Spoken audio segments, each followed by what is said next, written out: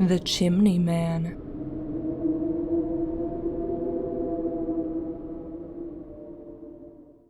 My dad built his dream cabin in the southern Ozarks back in 1991, a reward to himself for achieving an early retirement. The damn thing took nearly a year to build, what with the county having to actually build the road to my family's property at the top of a small mountain. I was 14 at the time, and yes, we were wealthy, but the cabin didn't reflect that. It was simple, unlike most of the monstrosities you see in places like Aspen these days. And at that age, I was ruined into thinking that I'd rather live in a city where I'd have an easier time being spoiled rotten. I despised being there, to say the least. We moved into the cabin in midwinter, a couple of weeks before Christmas.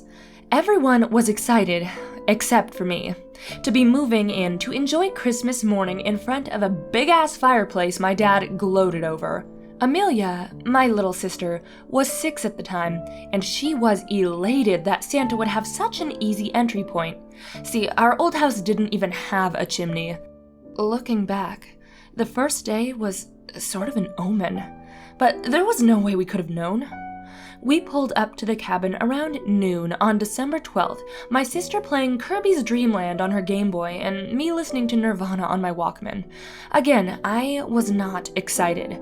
Mom and Dad were chipper, as usual, and it was grating on my nerves. My dad wouldn't shut up about how he'd had the fireplace hooked into the central system so that all the heat would be distributed evenly throughout the house. We all began unloading what we had in the back of the Bronco, everything else having been moved in, at great expense, a few days before. My father's annoyingly happy face drooped into a mild frown when he shouldered open the front door.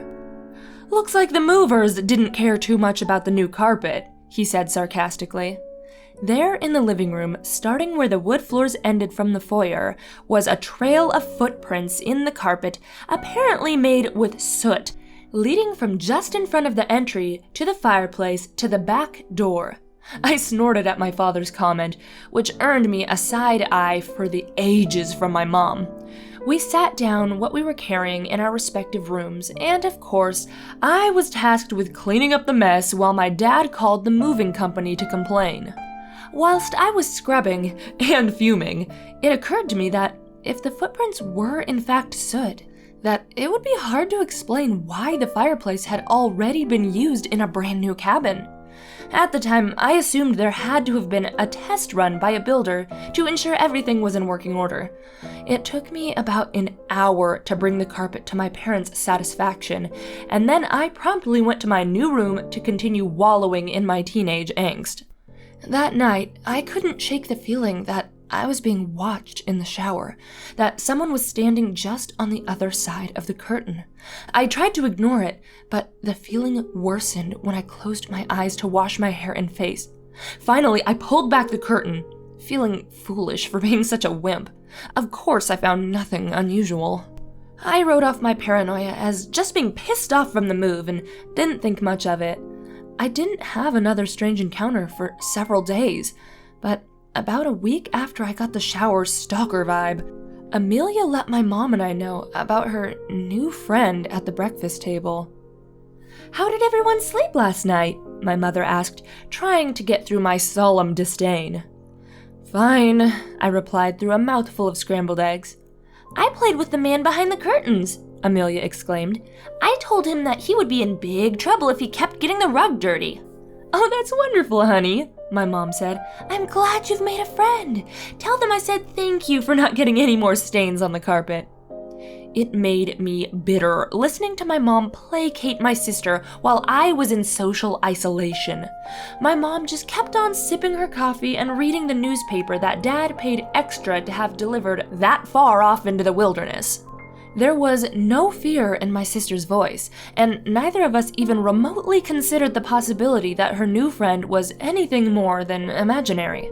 Later that day, I was taking some folded laundry into my sister's room. I put it in her drawer, turned to walk out, and I saw them. 2 charcoal shoe prints under the window curtain, as if someone had been hiding there. Initially, I disregarded them as leftover from the moving crew, just like the others. I ignored them. Let Mom clean them up, I thought to myself, but it kept nagging at me.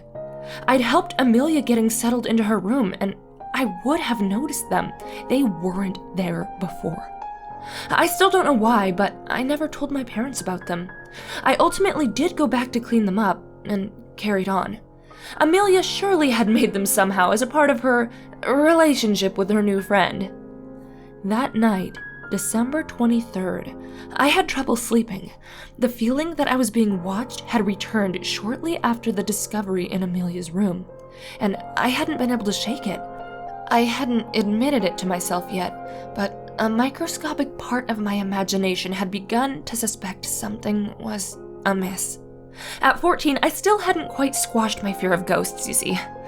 I kept looking across the room, into the back of my open closet, half expecting somebody to be standing there, their shoes covered in black dust.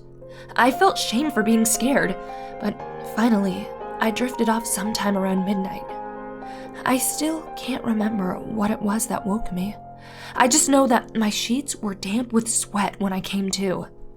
I felt again that I was being watched, and I began scanning the dark room through my blurry, just waking up vision. I followed my curtains down to the floor and saw them. Soiled black feet poking out from beneath them. I jumped a bit, then rubbed my eyes and looked back. There were no shoes, but the curtain was moving ever so slightly. I looked at my closet door, which had been shut without a sound. Cowering, I pulled my blankets over my head, knowing that if I pulled them down, something would be there, sitting at the end of my bed. After a while, I tried to sleep, but couldn't. Of course, I was blamed the next day for the dirty tracks to and from my room. They began and ended in front of our fireplace just like the first time, but they clearly led to my bedroom closet and back. My parents gave me a big speech about how I needed to accept my new circumstances and start treating everyone and everything with a lot more respect. I didn't have the energy to fight with them. All I could think about were the footprints and the thing that had spent the night with me. I just rolled my eyes and accepted my punishment. Clean up the prints and then no Walkman until I straightened up. It wasn't like they'd believe me anyway, so why say anything? I scrubbed the carpets that day in a daze, remembering what Amelia had said a few days before at breakfast. My thoughts raced for rational explanations, but I kept arriving at the strange amalgamation of ghosts and Santa Claus. Despite everything going on, I still had Christmas morning on my mind, just like anyone at that age. Yet, by the time I had finished cleaning, I had resigned myself to try and sort out what was going on. I would start with my sister. That night, after an almost silent dinner, I went to Amelia's room to do some gentle prying. As I rounded the doorframe, I found her staring up at the ceiling vent, the floor around her bed covered in that morning's newspaper. "What's all this for?" I asked, trying to remain calm despite already knowing the answer. "For the man that likes to hide in the curtains," she almost whispered. "I told him I would keep the floor clean.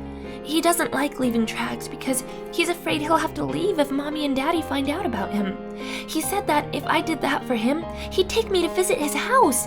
He says that there's lots of other kids there I could play with." All of this, she said in a matter-of-fact tone, as if she and the man had been friends for years, and I should know all of these things. I almost lost what little cool I had left, my eyes widening and my mouth opening to scorn her for being so naive. But I caught myself, resolving to try and solve the mystery on my own, without shaming a 6-year-old. As appalling as it was, I decided to use my sister as bait to catch whatever, was leaving the damned footprints in the carpet and possibly planning a kidnapping. "Okay," I began. "Just make sure you tell Mom and Dad that all the newspaper is for watercolors or something. That way they don't get suspicious." "I will," she replied enthusiastically. Thank God Amelia was 6 and didn't need a lot of explanation. I left her room with terrified curiosity, wondering what Christmas Eve would have in store. For what seemed to be the 100th time, I lay in bed unable to fall asleep. I watched my clock tick for seconds, minutes, then hours. I knew that should anything actually arrive in Amelia's room, I'd hear the crumpling of paper. I also knew that Amelia would be awake, desperate not only for her new friend to come out, but also for the sound of sleigh bells. Just as I began to drift, sometime around 1 in the morning, I heard it, the sound of rustling newspaper. I hoisted myself out of the sleeping awake twilight I was in and ejected myself from the bed, too stricken with urgency to consider even being quiet. I landed on my floor with a thud and immediately heard my sister whine from across the hall. "Please don't go! No, come back!" she cried. I raced out of my bedroom, older sibling protective instincts at full tilt, and into the hallway just in time to be stopped in my tracks. A tall, willowy silhouette stood at the living room end of the hallway. The man, stood so tall that it stooped, bending at the ceiling, using its long, spindly arms to brace against the wall. The lunar glow coming through the skylight was just enough to show me that it was uniformly pale, almost paper white, and without clothes. I stared up at what I thought should be its face. Its lack of features slightly disorienting. It had 2 indentations where there should have been eyes, as if there were once sockets, but skin had stretched over them. I thought I saw a small slit where there should have been a mouth. I began to notice its body seemed thin, almost 2-dimensional when it moved. I gasped as it moved with unnatural motion, as if its joints were the result of being creased and folded into a box, using its abnormally gangly arms to balance on the floor and lurch into the living room. For a moment, I considered just going back to my room, but I had come too far. I summoned what little courage I had and edged toward the living room, peeking around the corner of the hallway's end. In the moonlight, I followed the trail of grayish footprints with my eyes up to the fireplace, where the twin doors into the hearth stood open. I caught a glimpse of a limb being retracted into the chimney. I just stared, not daring to move, not daring to breathe too loudly or deeply, lest it come back for me. Amelia broke me from the trance. "Don't hurt him," she whispered meekly from behind me. I spun around, startled, my heart thumping in my chest. We locked eyes for a moment, me not believing what I'd just seen. Amelia not comprehending why I seemed so disheveled. Finally, I found my words. "Go back to bed, Amelia," I stammered.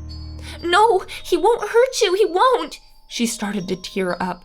I kept finding myself unable to speak, as if this thing in our fireplace had stolen my vocabulary.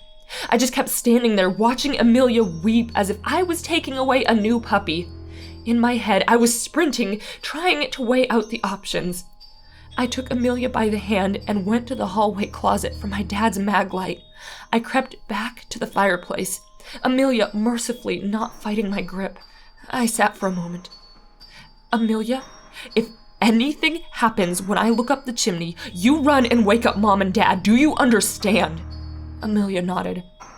I took a deep breath and I leaned back into the fireplace as I turned on the flashlight and looked up.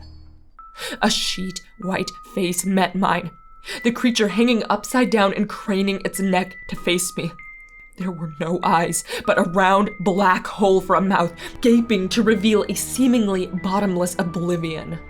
I scrambled out of the hearth and collapsed there on the floor, waiting for it to come out after me as my chest heaved, but it never did. At some point, I got up, ignoring my sister's questions and pleading, as a numb, thoughtless state came over me. I took the fireplace matches, doused the carpet in lighter fluid from the kitchen cabinet, and set the carpet ablaze. This place be damned!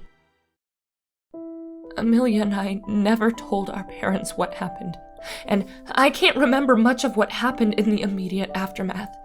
After hundreds of hours of therapy, the only solid thing I can retrieve after looking up the chimney that horrifying Christmas morning is sitting out in the snow with my family, pulling my knees to my chest as we waited for the fire department from a distant town. Amelia wailing about her friend burning alive.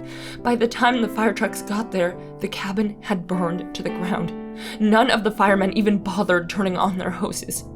The therapists tell my parents that I've got repressed memories as a result of being so miserably sequestered from society at a time when social development is paramount, but that is a bunch of crap. Amelia wouldn't talk to me for a long time because, from her perspective, I murdered her friend. A few years later, she began to comprehend. We talked, we reconciled, and we agreed to never speak of it. The fire was attributed to a likely electrical problem within the system that distributed the heat from the fireplace. I guess small-town forensic scientists don't know what accelerants look like. My parents never quite understood why Amelia was convinced that I had caused the fire when the fire department said otherwise. It strained us for a while, but eventually, I guess they just let it go as Amelia's vivid imagination. The day after, we were allowed to sift through the smoldering rubble to try and salvage anything we could. But all that we found were a set of footprints that led to the woods and didn't return to the house. I followed them, but eventually they just disappeared abruptly. My parents don't know who they could have possibly belonged to, but Amelia and we do.